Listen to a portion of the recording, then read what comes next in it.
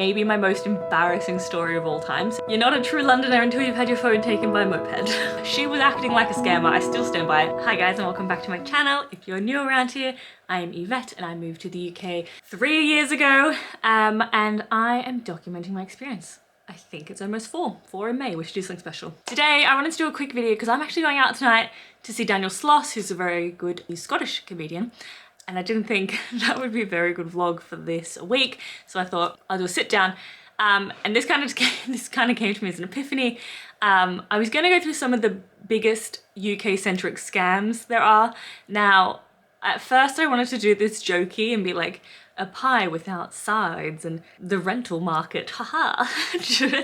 But then I was like, do you know what? I actually do have a fair few actual scams people should be aware of. I get a lot of people watching my videos who are moving to the UK. So it'd be good to, one, if you're from the UK, maybe you didn't know this. Two, if you're coming to the UK, to look out for this. And three, I have a lot of UK viewers. If you can share your biggest scams that you've been caught out in the comments, helping everyone so that no one gets caught out because I hate scammers. Without further ado, we shall get into it. I'm gonna go through the top 8 scams that I've experienced personally. First one, this one happened to me and when I tell you, I was terrified. So basically what the scam is that you will get a phone call from an unknown number, you answer it and it's a robot voice saying it's from HMRC and that you haven't paid your tax and that there is a warrant for your arrest. I got that call like within the first 6 months of living in the UK and I'm like, I don't know how to, like at this point, particularly like in the first 6 months, I was like, have I done my tax wrong? Am I messing up? I was like, I'm new here, I don't know what the rules are, did I do something wrong? And it gave me such a panic attack. I have now come to learn that if you are in a situation, it won't be a robot that calls you and it won't be from a random number, like you would have so much more information. I literally just panicked and hung up, which if it was real is not the right response. But yeah, HMRC calling you saying you haven't paid your taxes and that you need to sort it out. Big scam. I, like I said, hung up.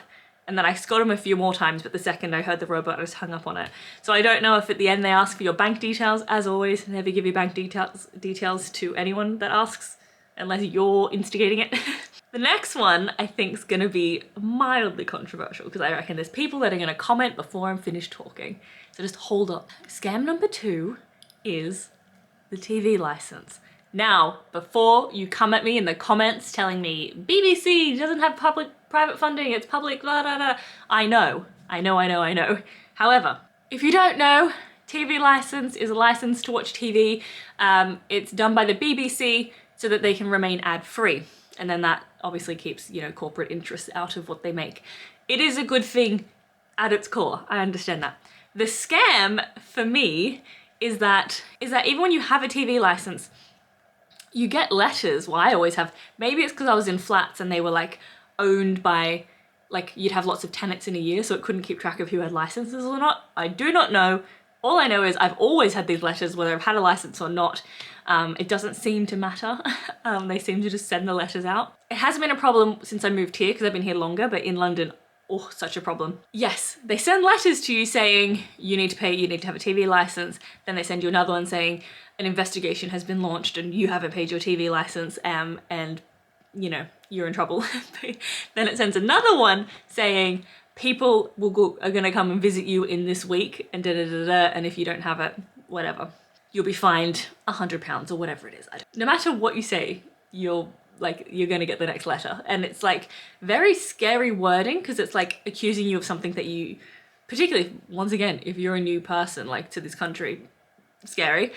But the thing I think is really interesting, and the reason I put it as a scam before everyone jumps at me, is that the reason I think it's a scam and that it's automated and not actually about what you have or haven't done is because on the front of the letters, it never says your name. It always says to the homeowner. So I'm like, well, you don't even know who I am to start with. So how do you know if I do or don't have a TV license? And then it says, oh, we're gonna come to your house and I'm gonna attack you and look for your license. And if your TV is plugged in, you're gonna get fined, da da da da. They don't have jurisdiction to come into your house at all. So they can come and knock, and I have heard of that happening to people. And they'll say, can I come in? But you can say no. So like, and I don't know what they mean by an investigation being launched if you don't know my name. The whole thing seems sketchy, just the investigative bit. To me, it just seems very fear-mongering and scary for no real payoff, because like, unlike most scams are trying to get your money, and in this one, you've already got my money. I don't know what we're, like, what is this game we're playing here? I can't, what do they get out of it? I don't understand. No one knows. The next one, I got caught out with this. It's like maybe my most embarrassing story of all time, so you're welcome. I can put it in a video. I started a job at a company, and the CEO used to message me, and she was quite direct and abrupt and say, what's happening with this? How do I do this? Da da da da. It was never like, there's no pleasantries to like, hope you're well. Thanks for doing that thing we just discussed. Can you give me an update on blah? It was never that. It was very direct. What I want now. Okay? That's important to know, because otherwise I look very stupid. I got an email from the CEO saying, go get me $500 worth or pounds worth of Amazon gift cards. And because she often shouted orders at me, I was like, got it, yep. I was maybe 2 weeks into the job. And then I emailed back saying, where do you buy them from? Or something. And she was like, Subway, whatever. And I was like, all right. And then I told Daniel, and I was like, I've never done this, will you come help me? And he's like, yeah, sure. Because he didn't clock it either. We were in the car because there was nowhere nearby that I could get these gift cards. And I was like, okay, sure. We were driving, and then I got a Teams message from this boss asking for something. And I was like, yeah, here's the update on this account. By the way, Amazon cards are incoming. And she's like, what Amazon cards? And I was like, nothing. And then it kind of clicked, and I was like, she never said anything specific in the emails, but because she obviously communicates like a scammer all the time, I didn't pick up on it. So then I looked, and the email was slightly different. It was like first dot last name instead of just like everything close. So it was really close, and then it was at Gmail. But she often emailed off of Gmail. Like, she was acting like a scammer. I still stand by it. But yeah, almost spending $500 on Amazon gift cards is maybe one of the dumbest things I've almost done. I still take partial responsibility for that one. But yeah, don't buy Amazon gift cards for anybody. Another common one is that you will get a text message from Royal Mail saying you have a parcel to collect, and it's going to cost you £2 on custom charges to get it delivered. So you click the link in the text message, it sends you to a website that looks kind of believable, and you put your bank details in, and then you realize there was no parcel. I have almost been caught out. Haven't actually though. I've clicked on the link and been like, I don't like this. I'm not paying anything. I don't want my parcel if I have to pay. But yes, very much watch out for the Royal Mail. Should never charge you anything. It's a Royal Mail. It's a national service. Another one that got me as well. So many of these have gotten me. This is so embarrassing. For my first job when I moved to the UK, they gave me a company car, which is very nice. I know. Lost touch with the common man. I got a phone call again. These phone calls, I can't be handling them.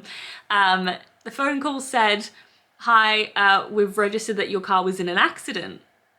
And I was like, well, I do have a car.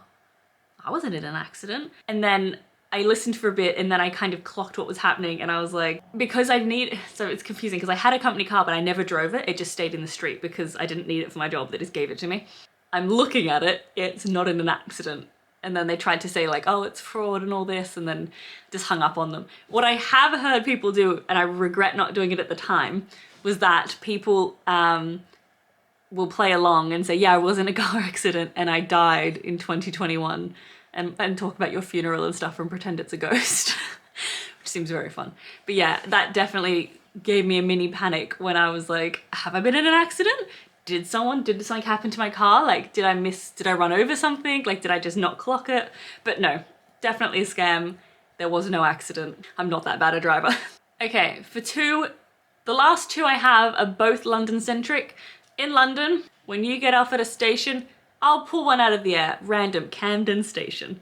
If you get out, there will be a bunch of men asking if you want to buy weed, or sometimes they'll be asking for the time, all this sort of stuff. They'll ask you questions that they could definitely find out themselves.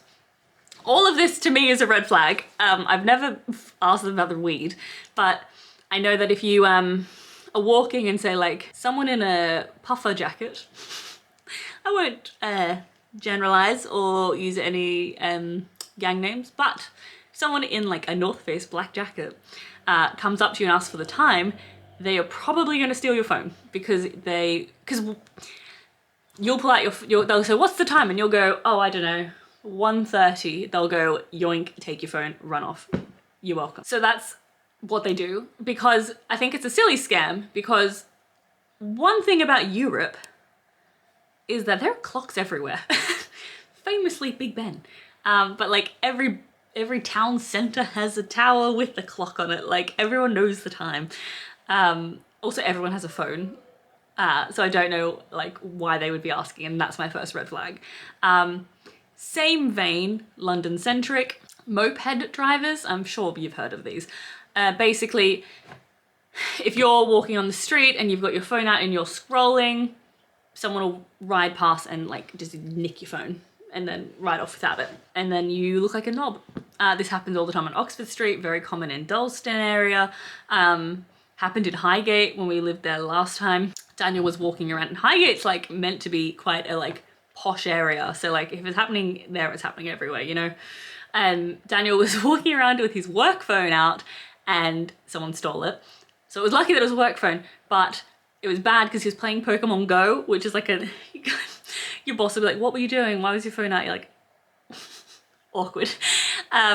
And Daniel tried to chase them and it's like, it's no good. So always be smart. If I'm out in London and I need to look at my phone for maps, I carry it like that, like at the top, so no one can take it off me. And I don't walk around with it out. You know, you walk, you check the map and you keep going. You've got to be careful. You're not a true Londoner until you've had your phone taken by a moped. So anyways, these are my scams that basically all of them I've been almost fallen for, or at least given me a scare. So tell me in the comments below that I'm not alone and that you have had similar experiences, or if there's some that I've not yet to experience, so please tell me more in the comments so I don't have to go through this again. Remember to give this video a thumbs up. Next week I am back to out and about vlogging with an exciting video, so you'll see that. And yeah, thanks so much for watching. Remember to subscribe so I can see you next time. Bye.